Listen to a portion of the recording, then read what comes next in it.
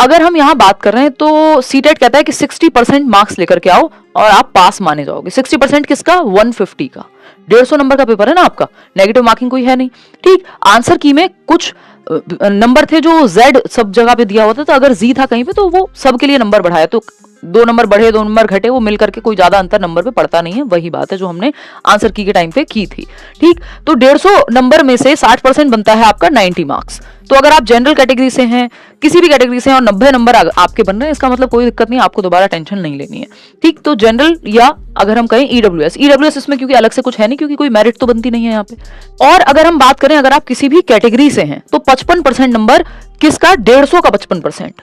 150 का 55% होता है 82.5, 82.5। अब हुआ क्या है, प्रीवियसली बहुत लोगों का 82 नंबर पे मान लिया जाता है। सीटेट के सर्टिफिकेट में कहीं क्वालिफाइड नहीं लिखा हुआ दिखेगा आपको जब तक आपके 90 नंबर नहीं है ना। उन्होंने साफ साफ कहा हुआ है कि भाई 90 मार्क्स पे आपका क्वालिफाइड माना जाएगा, लेकिन अगर आप किसी कैटेगरी से हैं या अगर आप फिजिकली हैंडीकैप्ड या डिफरेंटली एबल्ड भी हैं, तब भी आपका ये जो SC ST OBC वाला जो क्राइटेरिया 55% का, तो ये आप जहां अप्लाई करेंगे वहां वो अथॉरिटी इसको एलिजिबल मानेगी।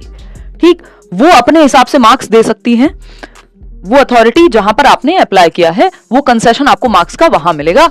यहां पे सर्टिफिकेट में क्वालिफाइड तभी लिखा होता है जब 90 नंबर आपके आए हों, है ना।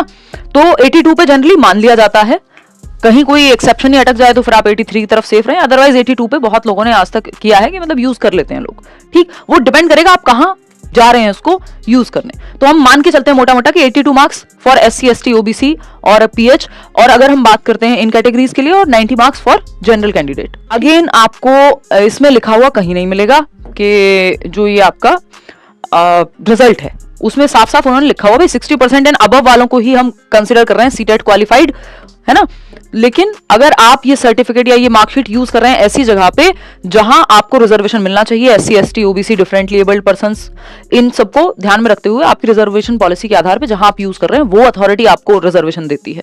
तो इसीलिए कई बार स्टेट में तो मान लीजिए आप यूपी से हैं, वहां लागू होता है आपका जो OBC का सर्टिफिकेट है, बट किसी और स्टेट में आप जनरल काउंट किए जा रहे हैं या बिहार में जैसे हुआ, तो वहां पे आप कोशिश कीजिए कि जनरल कैटेगरी में आप सीटेट पास करें, चाहे दोबारा क्यों ना देना हो। कितनी भी बार आप सीटेट दे सकते हैं, लेकिन मतलब ये रिकमेंडेड नहीं है कि आप सीटेट देते ही रहें। तो अगर आपने जनरल में कर लिया क्वालिफाई, देश भर में आप फिर ज्यादातर जगह अप्लाई कर पाते हैं।